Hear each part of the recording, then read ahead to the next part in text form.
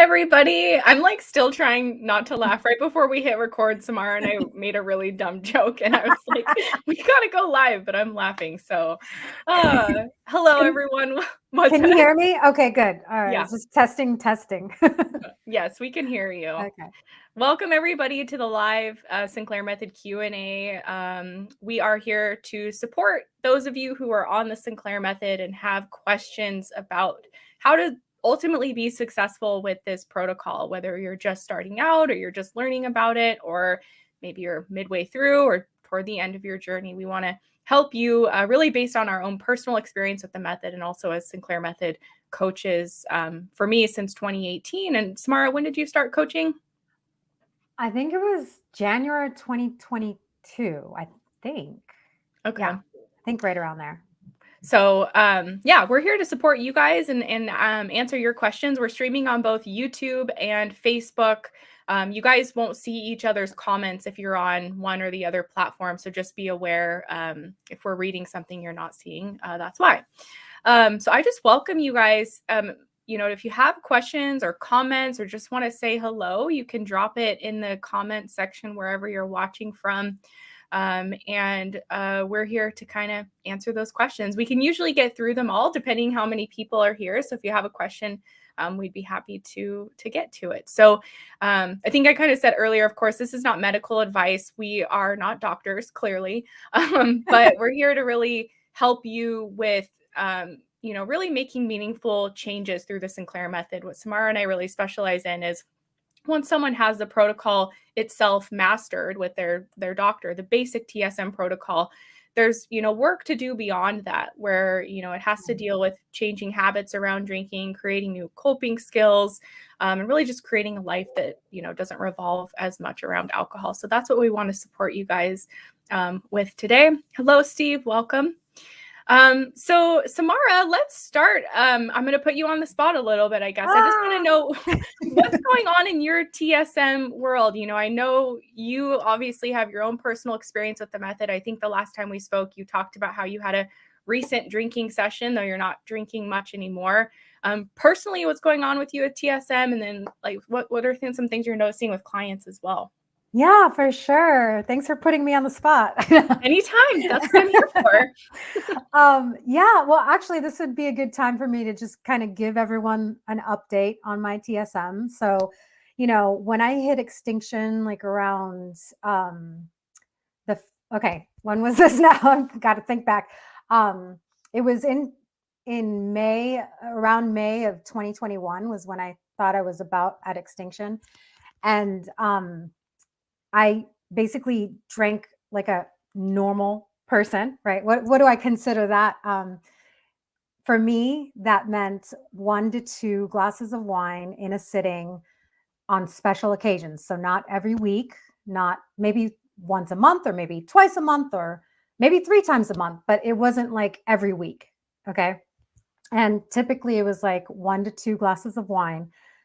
A couple times that year, I drank a little bit more than that. So, really like a normal, like you would consider normal, right?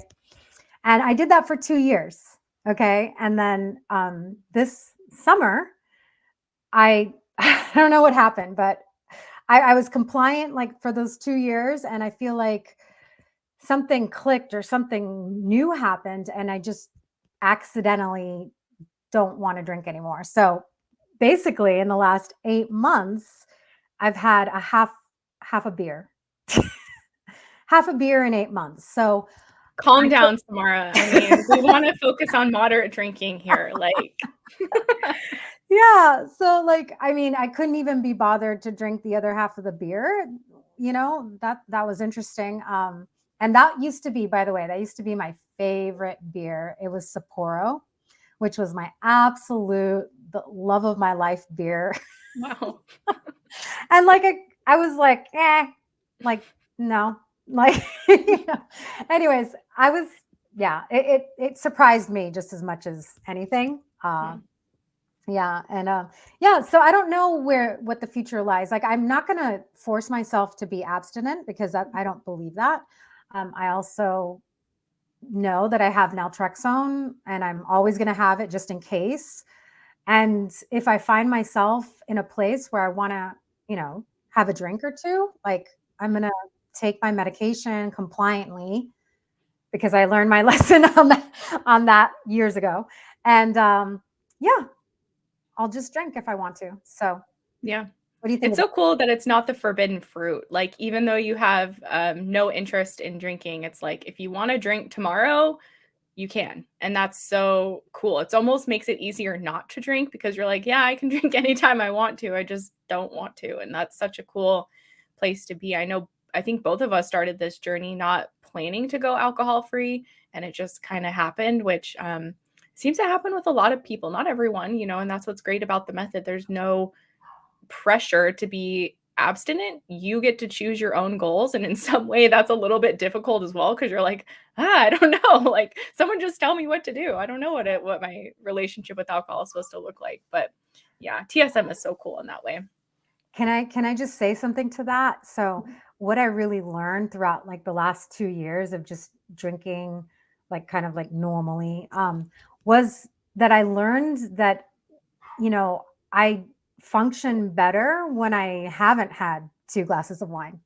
Yeah. So like I actually prefer the mental clarity that comes from not drinking. So I prefer it, so Yeah. it's interesting that, I just my priorities have changed, Yeah. and I just prioritize being sober because I get so much more out of it than when I do have a glass of wine or half a beer or something. Yeah.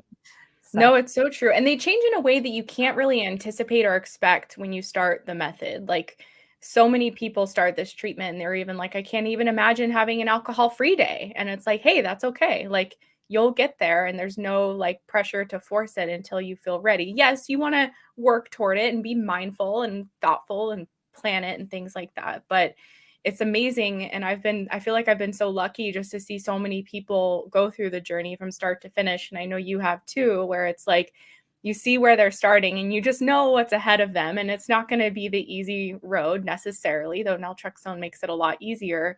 But you just know what's waiting for them on the other side, even though they can't imagine it or see it yet for yeah. themselves. Yeah. Yeah, for sure. So I just want to welcome everyone who's here. There's some good questions coming in. So thank you guys. We can start addressing some of those now. And for those who have just joined, if you have questions or comments about the Sinclair method, anything relating to Samara's journey or my experience with it, we'd be happy to support. I think this first question from Denise is a really good one. There's definitely something I want to respond to that, but I'm going to kick it over to you first, Samara. I'll read it out loud. So they Okay. say, been on the method for 4 months, had success the first month, but since nothing has changed. I've been compliant, but I still drink through the medication. I'm scared it just doesn't work for me. So what would you say to that, Samara? Yeah, Denise. So that is actually quite a common thing that occurs that we've actually coined a term called the honeymoon period in the Sinclair method. And so that tends to happen to quite a bit of people where you have like all this like success the first month and then it kind of slowly creeps back up. Right. And so what I have to say to that is that Katie has designed this amazing program where we work on the behavioral side of this process. And a lot of what you're describing, what I can attribute to is habits, daily like routines, ways of coping. And these are all things that we address in our program. We really dive into a practice that we call mindful drinking practice, and that a mindful drinking practice, and that is something that has shown amazing results for people that start implementing it and learning how it works and stuff. It's a tool. It's a tool that we use on the Sinclair method, and it really reduces drinking. And I mean, I've seen the results are in the they're in the pudding. Like it's, so yeah, so that is something. And then Katie, I know you wanted to speak to that. Yeah, and I just want to encourage you, Denise, because what you're feeling right now is just discouragement, and that's part of this journey. I think it's important for you to ground into the fact that you had success the first month. That tells me that you're clearly responding to the medicine. So that's like square one. Like you're clearly responding to the medicine. And you said it yourself, Denise, where you said you've been compliant, but you're still drinking through the medication. So number two is like you've already incorporated some level of mindfulness and awareness to your drinking because you're noticing that that's what's happening. You're compliant, but you're drinking through the naltrexone, which for those watching, if you're not familiar with what that means, basically what it means is someone can start to notice the effects of naltrexone, maybe quieting the desire for alcohol. And so they could, what clients often tell me is, I don't necessarily want that third or fourth drink. Like it's not this overwhelming compulsion, but I'm drinking it anyway. And that's what Samara is talking about, which is what we do in our program. And Samara is like a crucial team member in our program. She's incredible at what she does. She's an incredible coach and Oh, source of support to people. You really are. But that's where, the opportunity to work on gradual habit changes, lifestyle changes, creating new coping skills, and all of this is done gradually over time. And that's the great thing about TSM. A lot of us who've gone through it will say it's a very gentle way to overcome alcohol dependence. It's not like you're abstinent and you have to white knuckle sobriety and just resist that drink every single day. yeah, That's not TSM at all. What TSM is Samara and I often talk about it like you're being curious about your relationship with alcohol. Like in your case, Denise, you're like, I noticed that I'm compliant, but I'm still drinking too much. Like, why is that happening? What's going on? Did I have a bad day? Did I start drinking on an empty stomach? Am I watching Netflix and not paying attention to actually how much I'm drinking? Am I not charting my drinks? And, these are all things like we don't want people to do like tons of things all at once. We want them to gradually change their habits around drinking, bring in more mindfulness gradually, and that's going to help the alcohol reduction come down over time. And with naltrexone, it makes it so much easier. We always say naltrexone and TSM are 50% of it. The other 50% is how you're meeting the method halfway by this mindful drinking, habit change, creating new coping skills, and things like that. And naltrexone, I could not drink mindfully before naltrexone. I could not drink moderately. It was like a losing battle. I could do it maybe sometimes, but it was like, okay, don't drink anymore, and it was very yeah. difficult. White but with knuckle. Yeah, yeah, but with TSM, it's like when you have naltrexone, it kind of quiets the urge, like you've experienced already, Denise. And so now it's like, okay, how can I, mindfully do one thing different tonight? If I'm compliant and I've been drinking through the naltrexone, maybe I can, really measure out my drinks or have a non-alcoholic beverage between each drink, or, have a smaller window of time when I'm drinking from like 6 to 9 instead of from like 6 to midnight or something. It's going to be different person to person, but just encouraging you to do something different to kind of step up and meet the method halfway in a simple way. Not, you're not going to take 7 days off alcohol and just, force yourself to do yeah. something that's too overwhelming, but something really small. But I just want to encourage you, Denise, that a lot of people get where you're at. Like Samara said, it's called the honeymoon period for a reason in this community. You're clearly responding to the medicine, and now it's the habit change part, which I honestly feel like it's like the harder part just because it requires Yeah. attention and effort, but it can be done gradually over time. Anything you want to add to that, Samara? No, I just hope that answers your question, Denise. I feel like you have so much going for you. You already know the medicine works for you. So, just applying these small little, like, what's one thing different you can do this week? Just start with that. Yeah. Yeah, and like she said here, follow up. Yes, totally. It's the habit. The thought of a drink makes me nauseous, but it's like a compulsion. Yeah. Yeah, and you nailed it there. It's the habit. And I Yeah. might recommend if you haven't read the book Atomic Habits by James Clear. It's a really great companion to TSM. It's not a TSM book, but it's a habit change book. But he Yeah. really provides practical ways to approach habit change in really small ways. We also, if you're a member in our program, I'm not sure if you are, but we have a habit change course, which really gives practical tips. We have lots of exercises that help shift habits and drink more mindfully. just doing something, like Samara said, one thing different. It doesn't have to be significant, but each time you're drinking, it's like, okay, how can I do something different during this session that will Yeah. help me work toward where I want to go? But I just did a TSM interview this morning. It's not up yet, but he was talking about those. He showed me his drink log, and he had weeks where it would just spike way up. And he was like, yeah, I was so discouraged, but he Huh. stuck with it. And over the long period of time, you can just see the trend downward. But he was, Wow. I think the plateau, the discouragement, it's all part of it for people on this journey. Wow, that's so helpful, Katie. I love hearing the stories of others. It Me just too. like it just gives me inspiration that it's so true. Like each one of us, if you looked at our drink charts, Yeah. it's just like ups and downs and ups and downs. Like there's nobody that has just had like a straight downward trend in It's their so true. and their drink reduction on TSM, you know? So Because like you and I talked about this at length, Samara, it's not just about, okay, I'm drinking less, like that's done. Our relationships with alcohol are so complex and so yeah. intertwined with who we are and what we do and how we cope. And Hmm. uh, it's just like the vision I had when I was on TSM is like my alcohol addiction was like an octopus, and its tentacles were like touching everywhere in my life. And I had to like undo these tentacles one by one. Like, Wow. okay, I can't drink because I'm stressed anymore. Like, or I can't drink to excess. Okay, well, what am I going to do there instead? And Yeah. so for people to realize I think it causes us to be more compassionate toward ourselves, to realize it's not just about measuring how much your drinking is reducing. It's these other kind of beneficial effects that happen of like, are you sleeping better? Are you not as hungover as often? Is your mood more stable? Are you spending more time doing something you love rather than drinking? And realizing that it's a super significant change you're making when you start on TSM. Yeah. You're not just reducing your drinks, you're changing a lot more than that. Yeah, that's why I called it a healing journey. You know, I was this Yeah. it was a healing journey and I healed parts of myself that I didn't know needed healing, right? But it was beautiful. And I remember like thinking, what is something I love that's not alcohol? And I literally couldn't think of anything.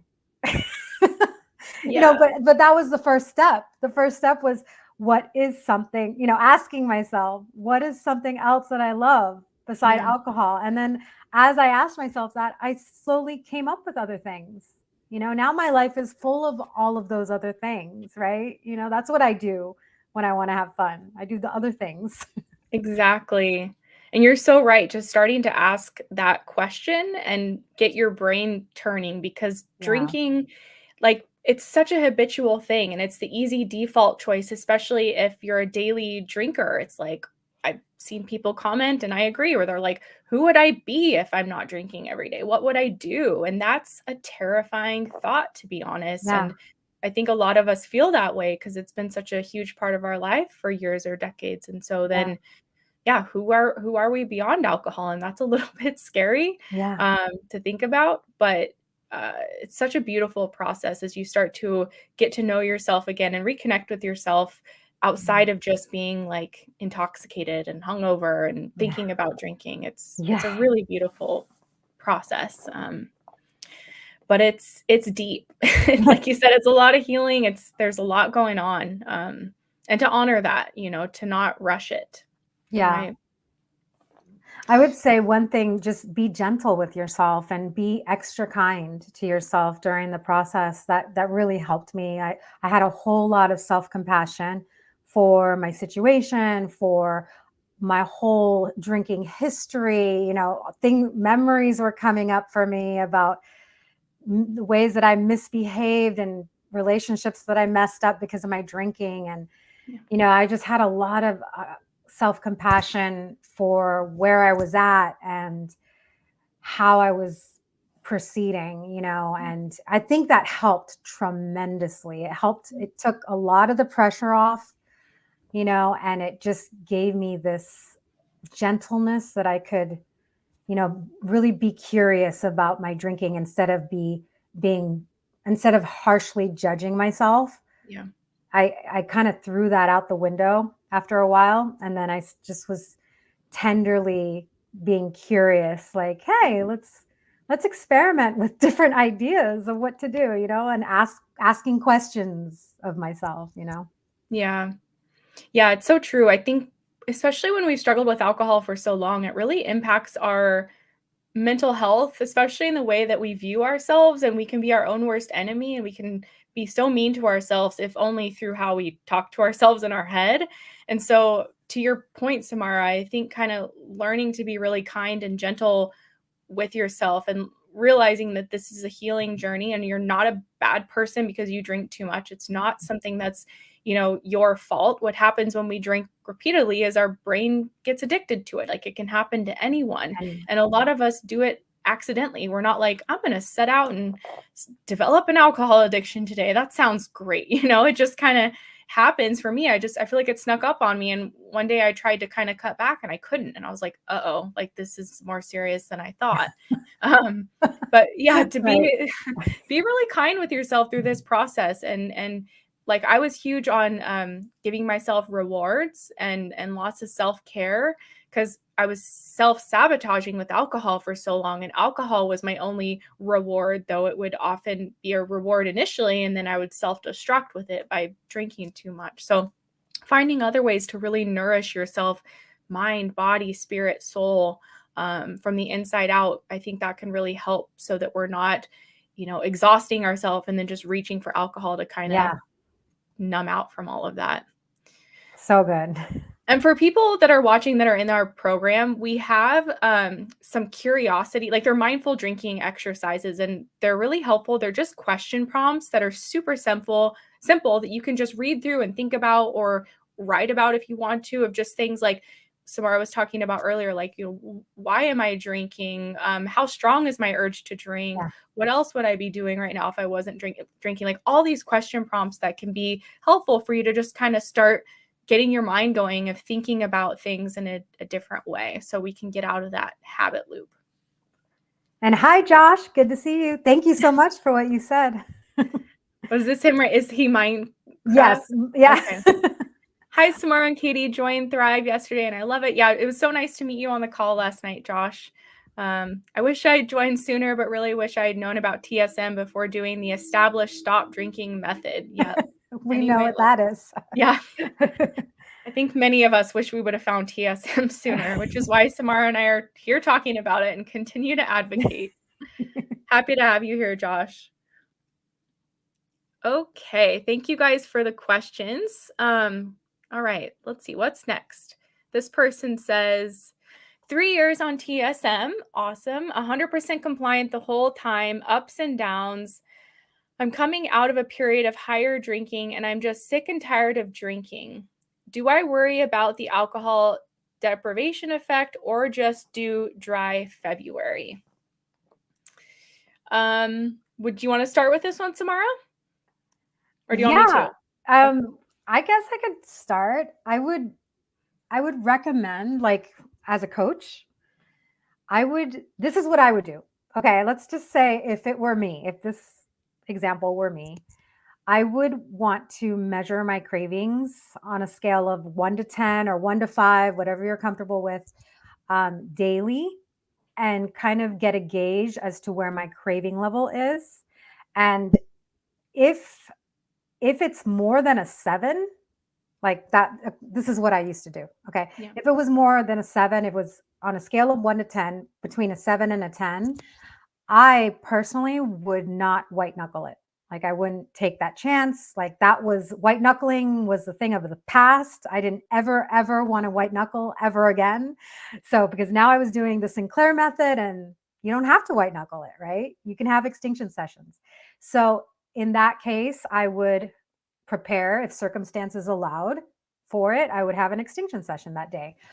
So yeah, that would be my recommendation. It may be too soon to go into a dry February, but on the other hand, you're tired of drinking, right? So you're sick of drinking and tired of it. So in that case, it really is an individual preference. But in that case, I would say, what is your body telling you? Like, does it need a detox? Like maybe not a whole month, maybe 2 weeks, like just a detox where you're nourishing your body, getting all the vitamins and minerals back in again, sleeping better, and then you can resume the Sinclair method after that, Yeah. something like that.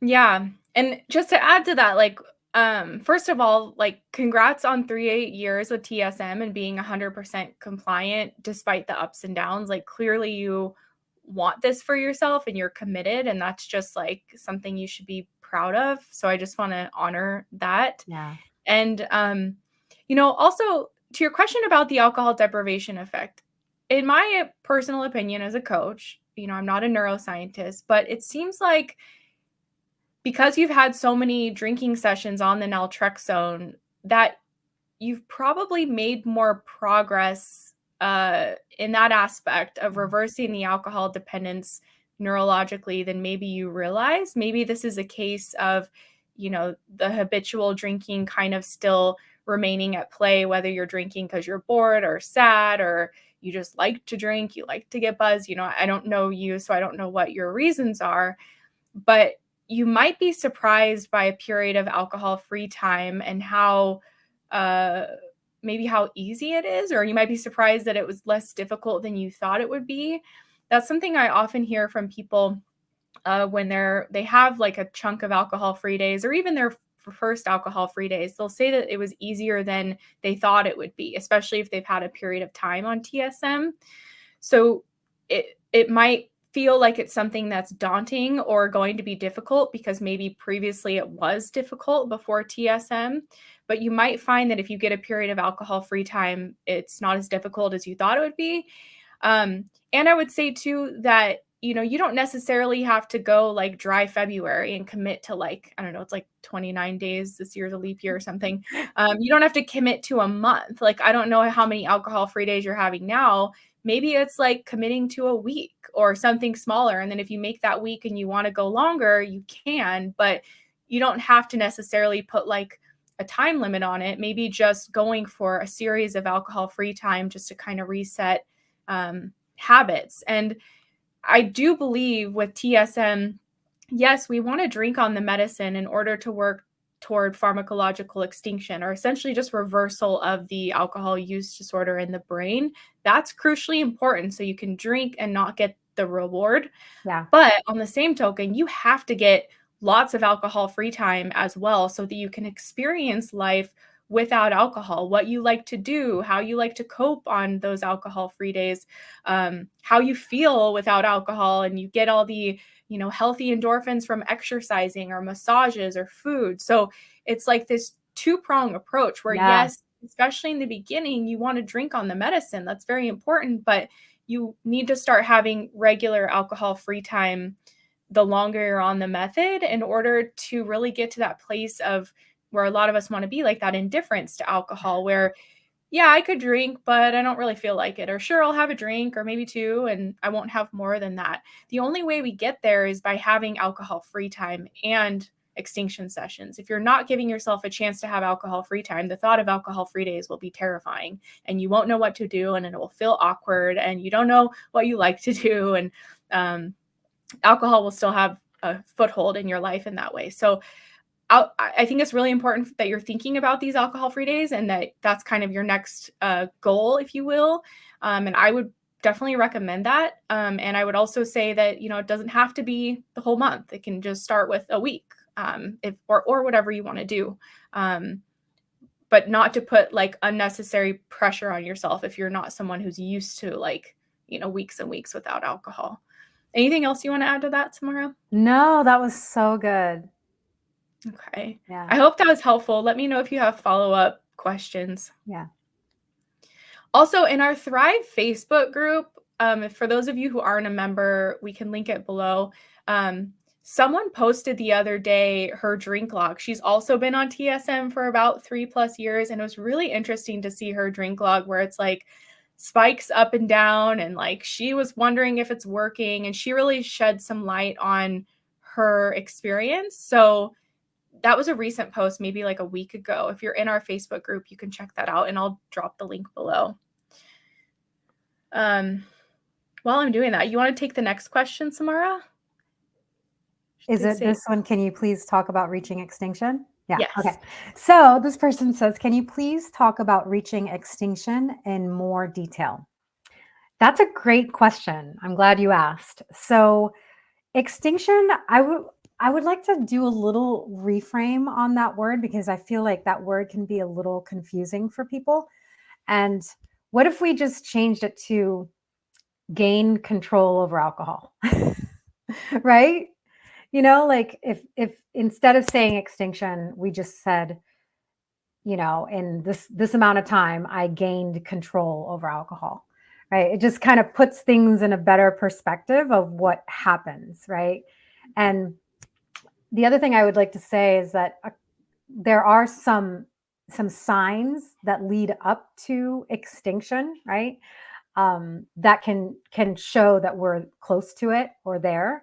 One of them being that you have little to no craving level of alcohol. It's just a thing of the past, like just no cravings, and then the other thing would be that you may have a thought of alcohol because we're even habituated to thinking about alcohol for so long in our lives. But that thought doesn't carry any like power over you, right? So it's just a fleeting thought. So you may have a fleeting momentary thought of having a drink, but it's easily like, oh no, I have to tomorrow I'm getting up, I'm going to run a 5K, I'm going to do this. You know what I mean? Like I've got all these other things I'm doing and it's just, no, I wouldn't do that. Right. So that's like the difference between having a thought of alcohol that's not a craving and a craving, which is like, it has power over you. It has like a control over you where it kind of like increases over time. It kind of like it either stays there and just kind of nags you or it increases over time. So yeah, really learning the difference between that and no, right around extinction, those those cravings are really non-existent. Another sign of that you may be close to extinction would be that you're having a lot of effortless alcohol-free days, right? So it's just happening. It's effortless. You're not even really thinking much about drinking. It's just maybe weeks on end sometimes. So it's just a lot of time that you're spending alcohol free and you're not forcing it. It's Yeah. not forced at all. There's no white knuckling involved, right? So that's another way that you would know. I hope that answers your question. Yeah. Katie, would you I like to? Yeah. Yeah, I always think of something I think you said, Samara, like with regards to when you're at extinction, but you're still drinking moderately. And I think you said it was almost like you were drinking iced tea. Did you say that when you Yeah. drink alcohol? So it's Yeah. like, yeah, I'll have an iced tea. Maybe I'll even have a second one. But like the thought of having like 5 or 6 iced teas, you're just like, no, I'm good. Like, so it gets to this place where you're still drinking alcohol. You can still get the effects, but like by the second or third one, for most of us at extinction, that is when we're still drinking, we're just, yeah, no, I don't need another one. I'm good. So, yeah, it's this place. A lot of people also, like you said, regained control over alcohol. Some people say indifference to alcohol. So really it's this place where like you're in this place where you have, yeah, like total control. When you're drinking, you have total control over alcohol. So you're not binge drinking or getting super drunk anymore. And then, like Samara said, you're having these alcohol free days that don't really feel forced. You're just like, oh, I didn't even think about Yeah. drinking today, so I'm not going to drink. And like you talked about too, the craving for alcohol fades away, and there's a difference, and it can take time to discern what the difference is between, okay, this is a genuine craving for alcohol and I want to have a drinking session on naltrexone to help kind of extinguish that pattern. But then also just thinking about drinking, like I think about drinking every day because I work in this field, and think about how I don't want to drink, but it's not this craving. It's just like this passing thought where it's there and then it's gone, and I don't feel this like urge to respond to it. So I think process is kind of like you've described, Samara. It's like this series of 3 things happening where you're not really craving alcohol anymore. You might still think about it, but it's like a fleeting thought. When you're drinking, you have this control back over alcohol again, where you're able to stop after 1, 2, 3, maybe. And then those alcohol free days become easier and easier. And that's again, like we were talking about earlier, why when you're not at extinction yet, And again, that just means this regained control over alcohol.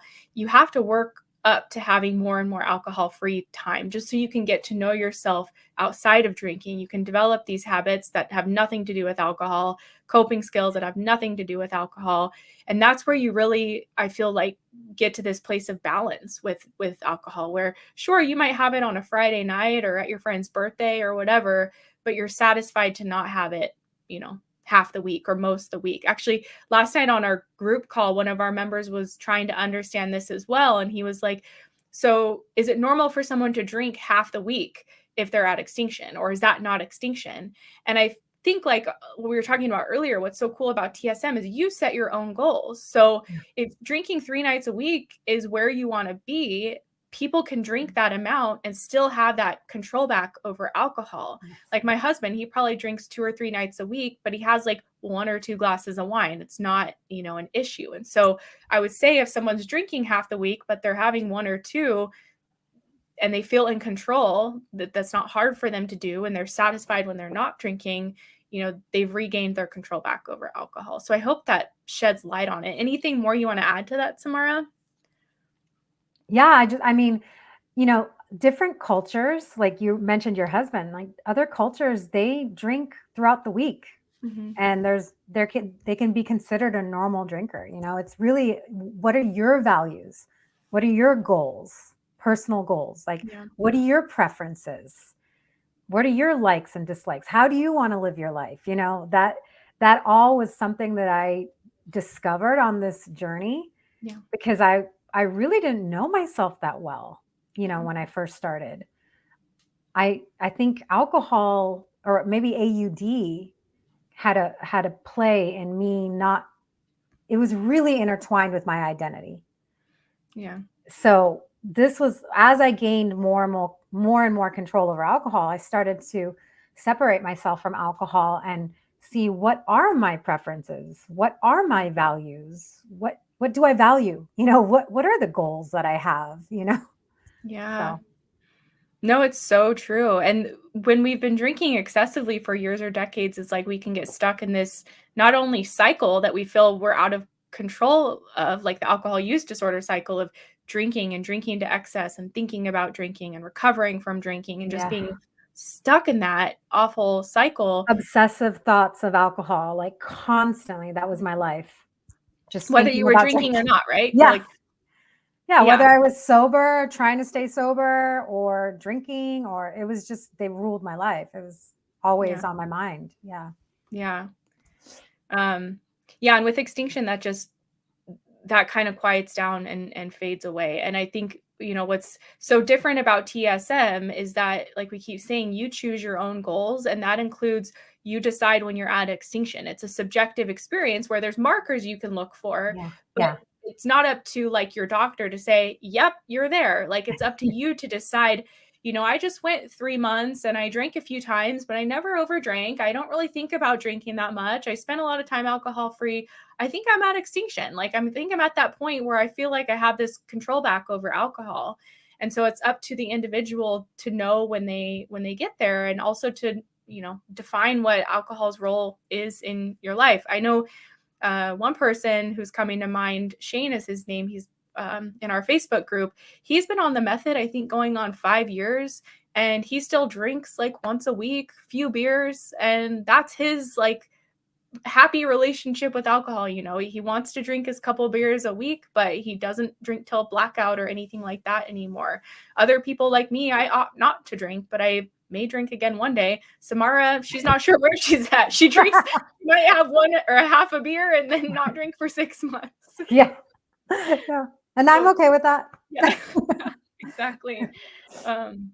So yeah, I hope that helps explain it a bit. Let us know if you have more questions about it. And Michael here is asking, what were your most successful coping tools when you were in the middle of your Sinclair Method journey? Take it away, Samara. You want me to take that? Okay. Yeah, I love this question. This question is, this topic has a dear place in my heart. Coping was one of the hardest, I would say, just to be transparent. It was one of the hardest parts of my Sinclair Method journey and learning other ways to cope, because I definitely coped with alcohol. I mean, it was my main coping tool for decades, 25 years. I don't know. Yeah. So when I approached this subject, right, this part of it, it was towards the end of my, TSM journey. So it was one of the last things that I kind of dealt with. Yeah. And I remember sitting with a blank sheet of paper, and I decided I was going to come up with other ideas for coping. Okay. And I sat there and I was like, nothing came to mind. Like I literally I had a blank sheet of paper. I was like, I have nothing. I have nothing. So, anyways, I just went out on a limb and started writing some ideas of things that I thought would be something that I could cope with. And by the way, this is, everyone may cope in a very different way, or, it's very much a personal decision, right? So I just came up with some things: going on a long walk in the neighborhood, going out to play fetch with my dog in the backyard, making hot tea. Uh, what else? Taking a bath, or shutting off devices and, watching a comforting movie. These were some things that I had come up with. And then the hard part, okay? This was the hard part. I actually had to, in a moment where I wanted to reach for a drink because I was coping with some stress or some negative emotion or something that was bothering me, or a bad day or anything that I was reaching for a drink to cope with, I chose to do that other activity first. And then I always gave myself an out, that I could always have an extinction session later if I needed to, right? But first, I'm going to do that other coping idea. And that process took time. I mean, it was, these small choices that I made in the Yeah. moment. And over time, it shifted the neural pathways, that were associated with coping Yeah. is or drinking is my coping mechanism, right? Yeah. So it really shifted things in my brain, I think. So it was just, practicing those small shifts. And now it's wild, because like I do all these things for coping, right? I, Yeah. I still have a stressful life. I still have all the things, right? Oh, I It's know. not like I've had some of the most gut wrenching things happen to me since extinction Yeah. in my life, and some of the hardest days of my life. And I've been able to cope in these other ways, right? So it became second nature. It Yeah. became second nature. Like alcohol was second nature, right? This Yes. Go ahead. I'd love no, to hear what you want to say. and I think that just I think is something for people to know, because when we're stuck in the middle of alcohol use disorder, it can feel like we're never going to get out of it, and it's like the only thing we have. But recognizing the basic science of how alcohol addiction is learned in the brain, it can be unlearned through TSM, and you can learn these other coping skills. Like I couldn't imagine having a stressful day and not having at least a bottle of red wine at the end of it. Like that would just like bring up so much anxiety in me. No. And I'm like, like what? But I did the same thing you did, where I like didn't really worry about finding new coping skills the first probably couple months I was on the Yeah. method. I wasn't really, I didn't know what to do. I was just taking the pill. I didn't really have No. extra guidance. I was like, but it was something that I had to start to learn, because I could see that I was still relying on alcohol to cope, Mm. and I didn't want to do that anymore. But I did the same thing you did, where I would feel triggered, like a stressful day, and I'd be like, okay, I can drink tonight, but first I want to take a hot bath and just see how I feel after that. If I still want to drink, I will. And for me, I found that sensory things were helpful coping skills for me. So that Oh. meant like immersing my body in hot water, or going to the some tubs that are here locally in town, or wrapping myself in a super comfy blanket with some hot tea. Mm. Or I used food. I'm not going to lie. I gave myself permission to eat whatever I wanted, however much I wanted, as a substitute for, yeah, as a substitute for alcohol. And so I was extremely indulgent, eating rich food, anything I wanted. I allowed myself to have it if I was using it as a substitute for alcohol. So I often tell people Friday nights used to be a, heavy drinking night for me. And I started to go out and get a big juicy cheeseburger and fries and a milkshake. And like, that was my reward. And I wasn't putting pressure on myself to try to eat, super healthy, because I was like, okay, this is better than a bottle of wine. Yeah, maybe it's not ideal, but we'll start here. Yeah.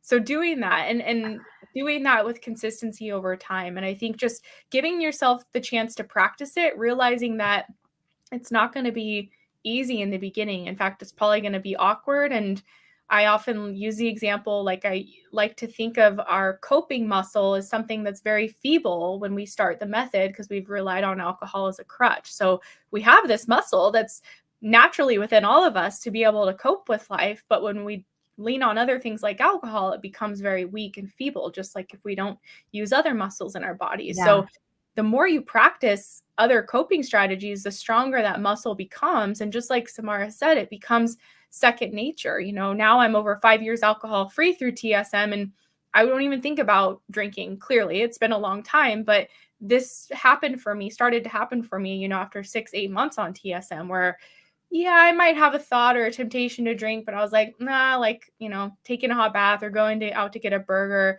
that feels better. And then I don't have to like deal with drinking, and, it's an alcohol-free day or whatever. So it's a process. And like you said, Tamara, I think doing what feels good for you. For some people, they want to go to the gym. For other people, they want to cozy up inside and watch a movie with a bowl of popcorn. I think being really indulgent with it. In our program, we have a course called Radical Self-Care, and we really prioritize just taking super good care of yourself mentally, physically, emotionally, spiritually, because oftentimes we turn to alcohol as a coping tool because we just feel so depleted and we want to like numb out because we already feel terrible. So just like numbing all of that is kind of the relief we get. But if you can just start to take better care of yourself through self-care and other coping tools, it becomes second nature, like Samara said.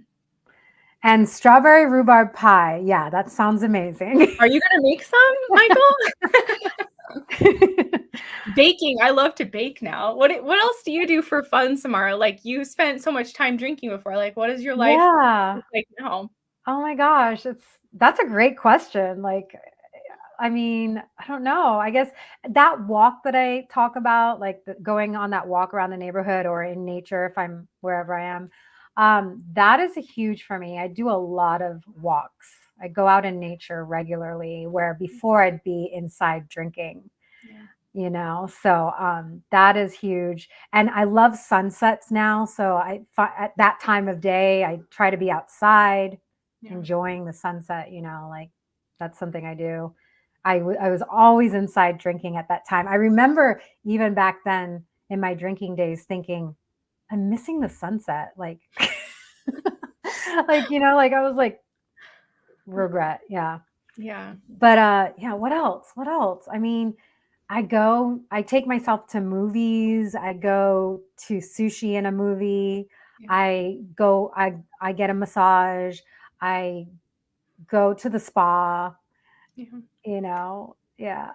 There's so many other ways to enjoy life out. And it's like, to me, it's crazy. I look back on it and I'm just like, wow, like the only thing I was turning to was alcohol, when like you just listed like 5 different things that are awesome things to do, like sushi in a movie or a massage or time in nature. It's just like, I feel like for me, my world became so small because I was just living for that drinking session and my next drink. And I don't care what I was doing as long as alcohol was there, and that was such a narrow way to live, like not in a good sense at all. And just realizing, I know I wrote an article a while ago in the program where I talked about like a whole new world opened up, these like simple joys in life where you're like, wow, it's so cool to like have a good meal and watch a good movie and go to bed. Like that feels really good. And there's no consequences from that. And I think getting out of that like narrow focus on alcohol's the only thing I can turn to for coping or for reward, and just kind of like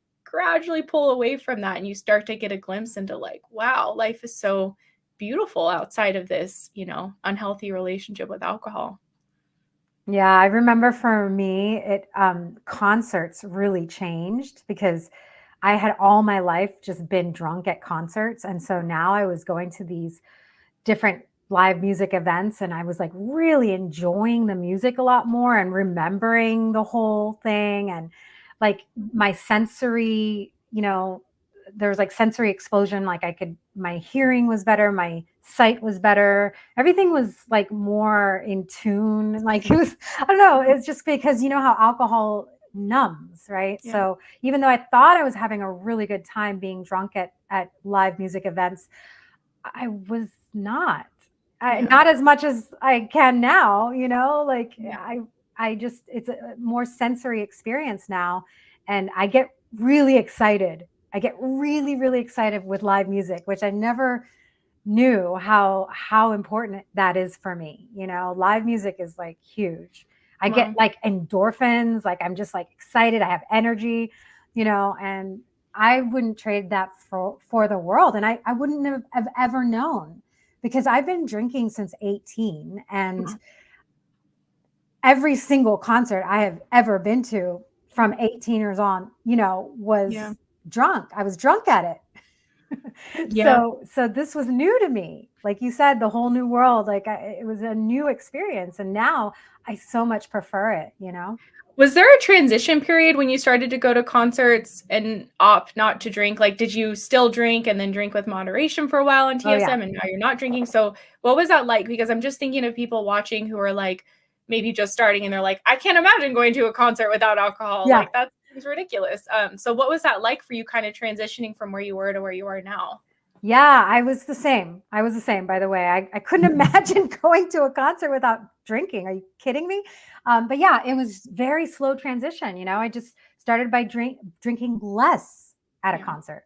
I just drank less. And then the next time I just drank a little bit less than that. And then if gradually, then all of a sudden I wasn't drinking at all at one of them. And that's when I started noticing the difference. I was like, wow, I'm enjoying this a lot more. I'm sober and I can see everything and hear everything and remember the songs and.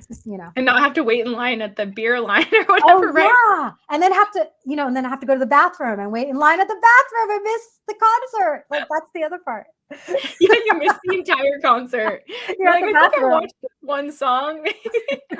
I know. Yeah. And like I never remembered the concerts the next day or like I Yeah. was drunk at them. I didn't remember. Yeah. And that always bothered me. Yeah. I know. I just want to read this comment from someone on Facebook. Katie, I started a few months after you on TSM. It took me 2.5 years to reach extinction. Thank you for sharing that because we have someone here who's 4 months in and feeling a bit discouraged. So I hope this helps give people perspective that it can take longer, but it doesn't mean it won't work. You are such an inspiration, and Samara, you are amazing too.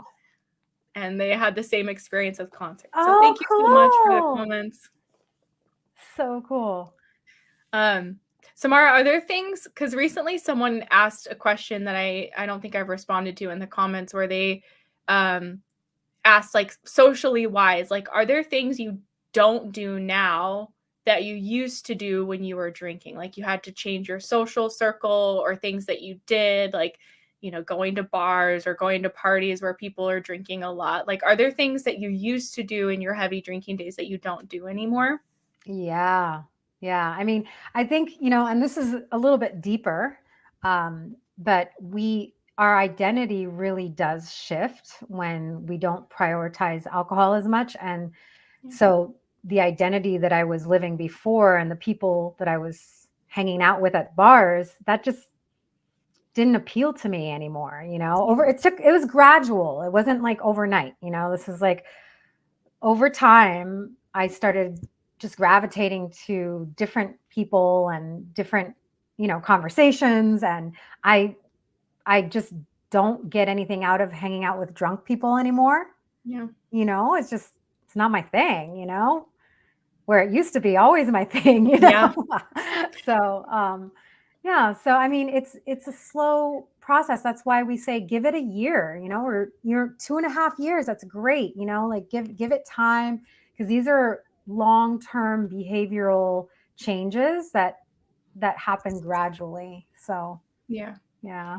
Yeah, and they happen when you give it time, they happen sustainably. Like I'm sure most people here have tried to cold turkey quit drinking or do dry January or whatever. And whether you make it or not, it's like most of us end up returning to drinking and we're right back where we are. Like there wasn't really any change. There was more of just like an interruption in Yeah. our current drinking pattern. But with TSM, even though it takes longer, there's really significant change that is lasting. Like especially for people, the closer they get to extinction, and like you said, your identity starts to change. You're like, oh, I'm no longer someone who like thinks a bottle of wine on a Friday night is like the way to spend my evening. I'd rather go watch a sunset and go to a movie. And your preferences change, and just things that maybe you never imagined about yourself begin to change. Like Yeah. going to a movie without drinking, I always, if the theater didn't have alcohol, I would sneak it into my purse. Like I wouldn't go to see a movie without alcohol, Yeah. but it just, these things, it's like they start to fall off with TSM. It's just like, yeah, I'm not really interested in that anymore, and I prefer this. And I know it can be daunting for people, especially if a lot of the folks you hang out with are heavy drinkers, and you're like what is that going to look like? For me, as I kind of drink less. And it's honestly not the easiest thing to navigate. You've got to kind of, eventually talk about this a bit with some people. I know a lot of Yeah. people have concern that, what are people going to say if I'm not drinking, Yeah. or, how will I talk about this, or if I'm drinking less? And what I always hear from people, maybe you've found it to be true too, Samara, is like they don't really care. They're not really noticing if you're, deciding not to drink that night. They're more focused on their own drinking and such. But I will say that was more of like one of the awkward parts of my TSM journey, was going from being this party girl that was down to be the last man standing at most social functions to now being someone who's like bringing coconut water and I'm the DD. Like that was a transition, and it was kind of awkward. And they're like, you don't want to drink? It's like, yeah. So that was a process, and those conversations were uncomfortable. But once I had them, it was like, oh, okay, Katie's not drinking, or she's not drinking tonight or something. So I remember that being awkward. I don't know if it was awkward for you too.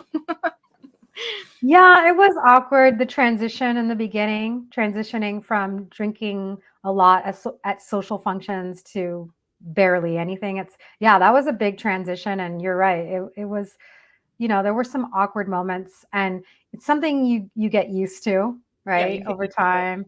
Yeah. And I remember the first time I was a DD, I was like so proud of myself. It was like a huge win. It was like, because I had never been a DD before, because I just didn't have enough control over alcohol to ever offer to do that. Right. And I just felt so good about myself. It was like such an accomplishment. Yeah. And not being a DD of like having FOMO where you're like, dang it, it's not my Yeah. night to party. Like I got to drive everyone around. It's more like, no, I don't want to drink, or I don't want to, Yeah. I'll have 2 drinks and I'm good, or whatever it looks like. Yeah. Yeah. It was no FOMO. It was like empowering. Yeah. Yeah.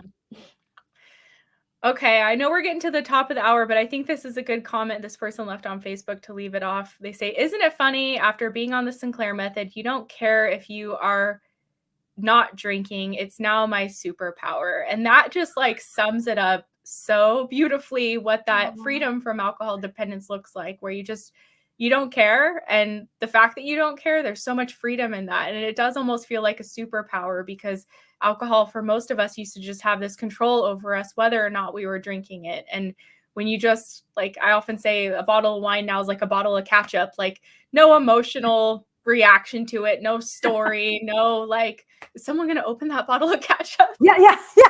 Oh my God. Is someone going to open that? When are they going Is to there open that? another bottle here? Can someone go open that? Like in your brain, you're thinking, when is the waiter going to open that bottle? Like, I know. They poured more in their glass than they poured in mine. Oh, yeah. wow. Yeah. That's gone. Like that's what everyone has to look forward to through TSM. It's not an instant fix, but it becomes a permanent one. I remember, just final thought, when I was on starting the method, I was like, are the cravings going to return? Like once like I reach the end goal, like they're going to come back probably. I just remember thinking that. And no, believe me, I haven't taken naltrexone in over 5 years, and they've stayed gone. So that's so awesome to see. And another thing to that point is by the way, I had the same fear. I was like, because I feared my cravings, because Yeah. they had so much power over me. And they sent me on binges and stuff, so I had a fear toward those. And I remember thinking after extinction, okay, if I have a craving like 5-10 years from now, I'll just take my medication and drink. Like, I'll just do the Sinclair method. Like, I have a solution for my craving. I'll So just take the true. medicine and drink. Okay. You don't have to run from it. Yeah. And you'll probably have like a drink or two and you're like, okay, that's uneventful. Yeah, exactly. The drink becomes uneventful. I promise you it does. So yeah. So it's like, you can have your cake, you can eat it too. You can not worry about cravings anymore. Like, I had so much fear in my heart about them, and I don't have to fear them anymore. And Yeah. even if I do have it, or it's whatever. It's probably won't ever have it, but if I do, I'll drink, and I'll drink compliantly. So. Yeah, exactly. And I just want to read this one final comment because it's a really good one. And it's funny. I have no problem buying alcohol for people like guests that are coming over. I always have wine, but it's not open and I'm not freaking out if I see it. So it's great. Or it's so great. Yeah. It's so cool to, be able to go buy alcohol for people or have it around your house and it's not talking to you and calling you to drink it. Yes. Wow, such a great Q&A. Thank you guys so much, everyone who participated today and everyone who just listened. Awesome to have you here, and everyone who's watching the replay. Just hope this was helpful to you all. Samara and I currently do these about once a month, so we hope to see you again around this time next month. Let's see. One more another question. Yeah, one more question. Okay. I was told that I don't need to take my naltrexone pill on my 2 dry days per week. Does it mean people who are doing the dry January are not taking the pill for 30 days?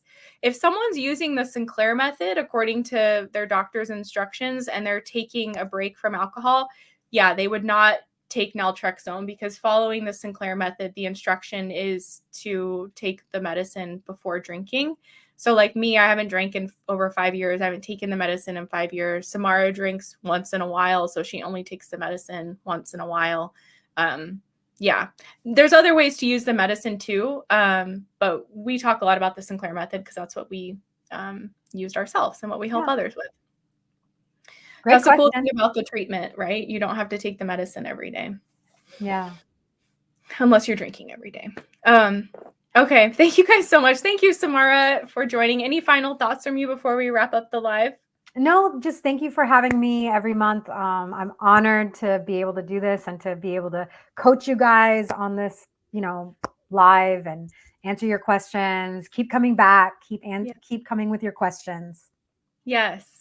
And for those of you who want to plug into more day-to-day support, I definitely encourage you to check out Thrive. The links are below. We have, in my opinion, the best Sinclair Method program that is available today. We just have an awesome team of coaches, including Samara, and resources and support and groups, and just amazing community of peers who are all there to support you in a completely judgment-free environment where you're taking things at your own pace, but we're just there to kind of guide you and help you stay on track. So reach out if you have questions about the program. Thank you guys so much for joining. We'll see you again next time. Bye for now.